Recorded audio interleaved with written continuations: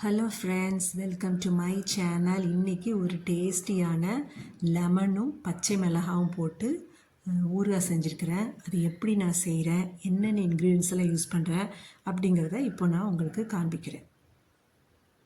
முதலாவது நாட்டு எலுமிச்சைப்பழம் ஒரு 15 பழத்தை வாங்கி அதை நல்லா கழுவி பாதியாக கட் பண்ணிக்கலாம்.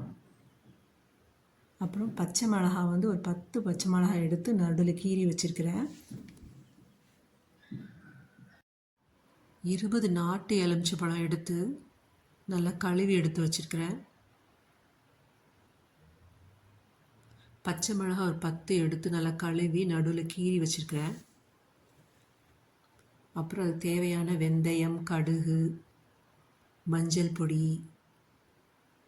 உப்பு, தாளிப்பதற்கு கருவேப்பிலை, மிளகாய் பொடி, காயம் எல்லாம் தனியாக எடுத்து வச்சுருக்கிறேன். இப்போ முதலாவது எலுமிச்சை பழத்தை கழுவி 4 கட் பண்ணிக்கலாம். இது நாட்டு எலுமிச்சை பழங்கிறதுனால 4 பீஸாக தான் கட் பண்ணேன். இதை இப்போ குக்கரில் போட்டாச்சு.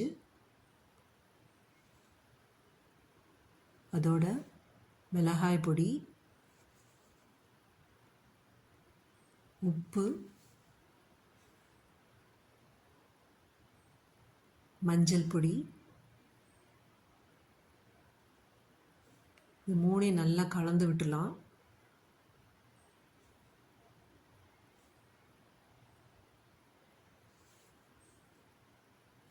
ஒரு 1/4 டம்ளர் தண்ணி மட்டும் விடுறேன். ஏன்னா எலுமிச்சை பழத்தில் ஜூஸ் இருக்கும், ஸோ தண்ணி ரொம்ப தேவைப்படாது. இதை இப்போ மூடி ஒரு 4 விசில் மட்டும் எடுத்து 4 விசில் விட்டு எடுத்து வச்சுக்கிறேன். நல்லா வெந்துட்டு பாருங்கள் ஃப்ரெண்ட்ஸ், நல்லா சாஃப்டாக வெந்துச்சு.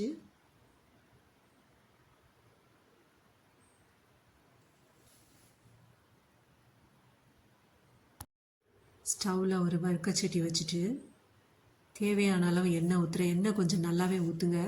ஏன்னா ஊறுகாய் ரொம்ப நாள் வச்சு யூஸ் பண்ணுற ஐட்டம், அதனால் கூட கொஞ்சம் எண்ணெய் ஊற்றுனா நல்லதுதான், ரொம்ப நாளைக்கு இருக்கும். இதில் நான் எடுத்து வச்சுருந்த கடுகு, வெந்தயம்,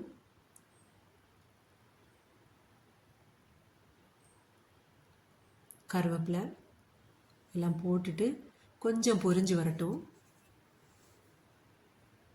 பொரிஞ்சிச்சு. இப்போ நம்ம எடுத்து வச்சுக்கிற பச்சை மிளகாய் உள்ள ஆட் பண்ணுறேன்.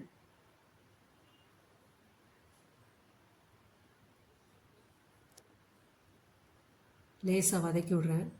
அப்போ அந்த பச்சை மிளகாவோட ஃப்ளேவர் நமக்கு வந்த உடனே நல்லா வாசனை வருது. பச்சை மிளகாய் வாசனை நல்லாயிருக்கும் அது. இப்போ நான் குக்கரில் 4 விசில் வச்சு வேக வச்சுருக்கிற எலுமிச்சை பழத்தை இதில் ஆட் பண்ணுறேன்.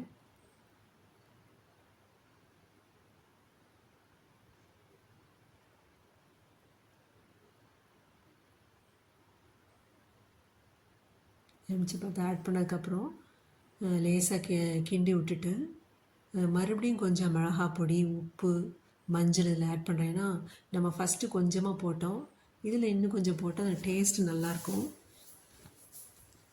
பர்ஃபெக்ட் டேஸ்ட் இருக்கும். மிளகாய் பொடி,